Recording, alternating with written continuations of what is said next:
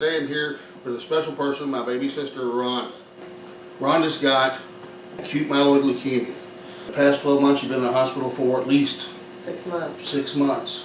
A lot of people ask me, and I know they've asked you too, is how, after having been in the hospital for 6 months, you've been in a coma, you've been total paralysis, you've had to literally learn how to talk again, how to blink, how to breathe, how to swallow, how to walk, how to talk, everything. And I'm going to show pictures of just, not a whole lot, just a little bit, so they can see where you were at some of your lowest points. Doing a lot better now, but still in the fight.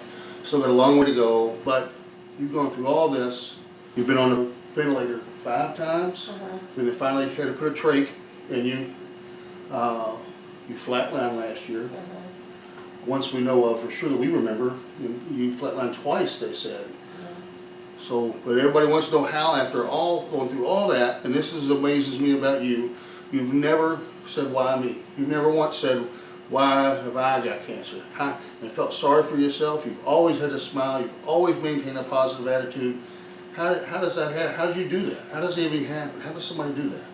Well, guess because this world is full of people with cancer. You know, it's not just me fighting this fight. There's people all around us, and every one of you know somebody that's fighting this fight. So I'm not special that I shouldn't get it. It's just part of living in this world, and it's not anything anybody wants, but you can't say why me, because your neighbor's probably got it, or your grandpa, or your aunt or uncle, somebody you know has cancer. So, you know, if it's not going to be you, it'll be somebody you know. And, you know, God's blessed me with great family and great friends and great caretakers and the people at this hospital, and they all do everything they can to take care of me and make sure that I get what I need. And, you know, I just can't help but feeling blessed. So what gives you strength? What gives you the strength is God and family and support. Yes. It's amazing. Yeah. We haven't left her side when she's in the hospital, when she stays, and she's been here for hundreds and hundreds of days.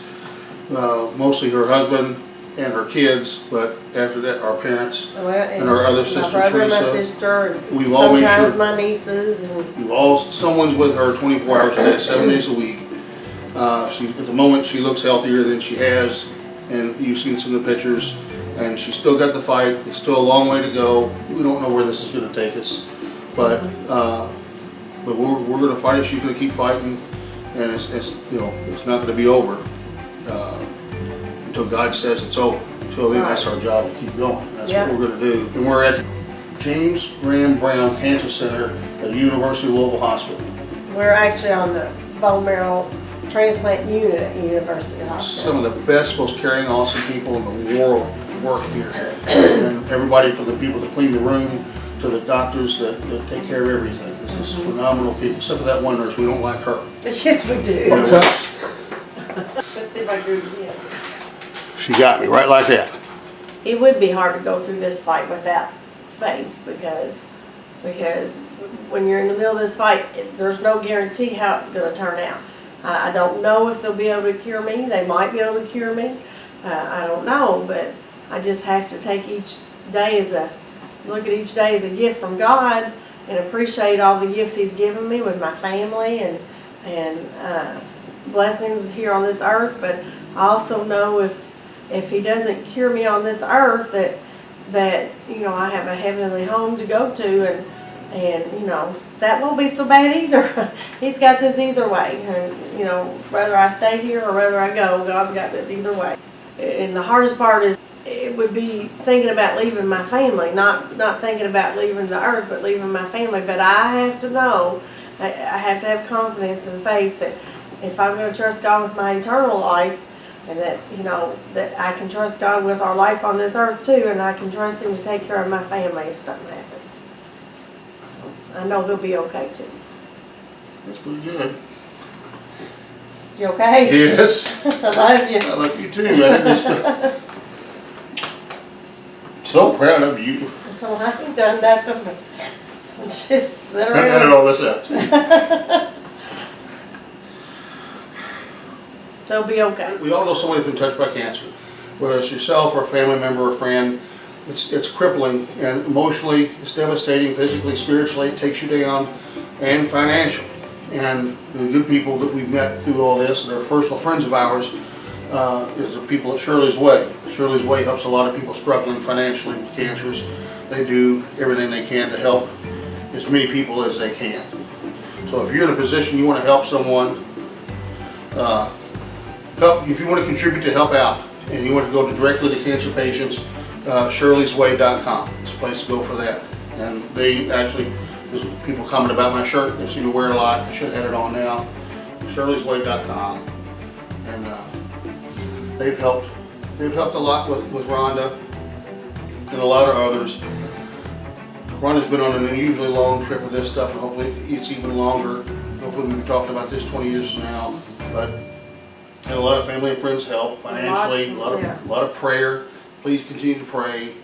Personal friends of ours, also through Shirley's Way, donated a condo for the week so that Rhonda can put her foot in the sand. It's what she wanted, that she got to do that.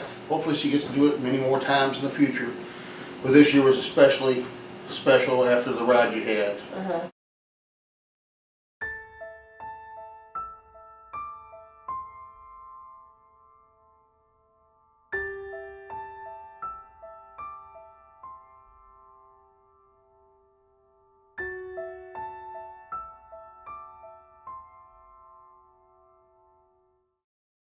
Do a few little hacks of how we survive here in the hospital. First up, we find that a lot of patients have trouble keeping up with the remote. They lay on it, can't find it at night. So, a couple pieces of Velcro, one on the back of the remote, one on the bed rail, and that's going to place that remote next to her head with the speaker on the remote, and it's really easily accessible for her. Handier in the pocket on a shirt. Next, space is very valuable in a hospital. Very little tabletop space. So a couple pieces of Velcro and a little tray, you get yourself a cell phone charging station.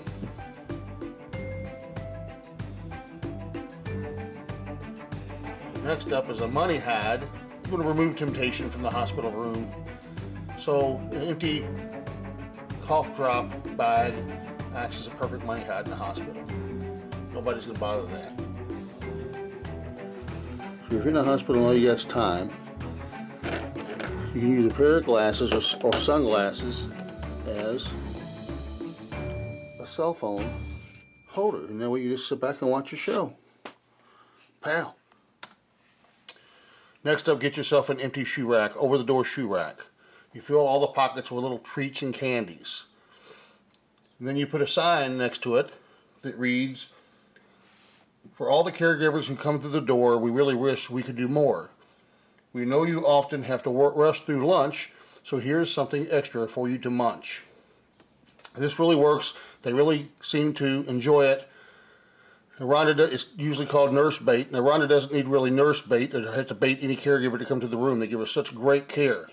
But she wanted to show appreciation, and they all, so much so, really seem to enjoy it. They really seem to appreciate it. They all participate in helping eat the snacks. It's a really nice gesture for the staff. They really deserve it. Great people. And you may be in a situation where you feel like maybe your loved one isn't getting maybe the best care or attention, so this would actually act as